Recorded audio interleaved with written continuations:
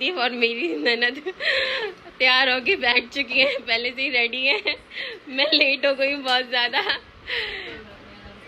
पर बहुत अच्छे लग रहे हो। ये साड़ी बहुत सुंदर लग रही है, ये लट्टू वाला टीका पहना है, बहुत प्यारा लग रहा है।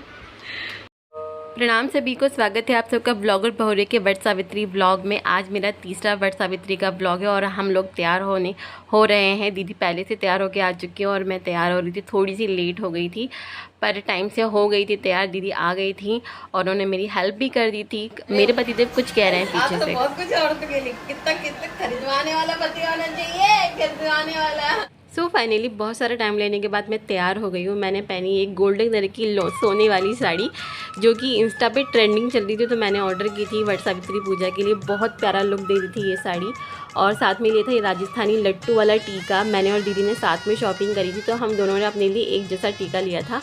ये टीका बहुत सुंदर लग रहा था और बहुत ही अच्छा लग रहा था। दीदी ने पहनी थी बनारसी साड़ी ग्रीन कलर की, जो कि उनके ऊपर बहुत प्यारी लग रही थी। उन्होंने ब्लाउज भी खुद भी डिज़ाइनर ब्लाउज सिला था अपने हाथों से।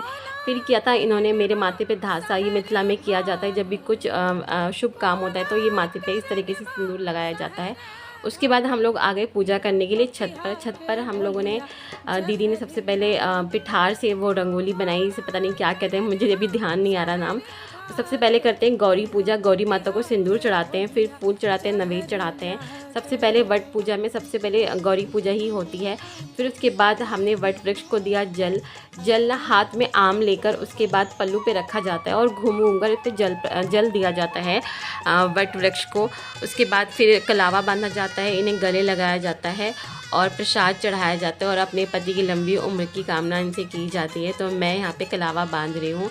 पहले दीदी ने करा, उसके बाद फिर मैंने किया, हम दोनों ने। फिर बेन डुलाते हैं, मतलब बेन डुलाया, उनको हवा करी। लास्ट में पतिदेव को भी हवा करी थी हम लोगों ने। फिर ये पत्ती वाली रस्म होती है जिसमें कहते हैं बड़ लिया मड़ दिया, इस तरीके से बोला जाता है। इसके पीछे एक कथा है ब्राह्मण के 7 पुत्रों की, जिसमें नाग देवता होते हैं।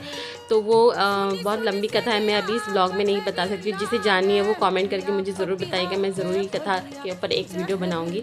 तो इस तरीके से हमने अपनी पूजा संपन्न करी और फिर आई पतिदेव की बारी। इनकी पूजा करी, इनको बेन डुलाया। और अरे मिश्रा जी हंस क्यों नहीं रहे? मिश्रा जी नींद में है क्या?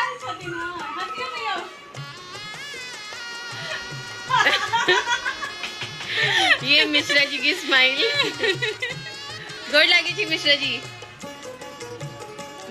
तो यहाँ पे दीदी फ़ोन पे मिश्रा जी को हवा कर रही हैं बेन से, क्योंकि मिश्रा जी काम के सिलसिले में बाहर रहते हैं और कभी कभी ही आ पाते हैं। तो यहाँ पे हम लोगों का व्रत पूरा हो चुका है। व्रत पूरा नहीं हुआ है। पूजा पाठ करने के बाद हम लोग कुछ ये लस्सी पी रहे हैं। पतिदेव ने हम दोनों के लिए लस्सी बनाई थी।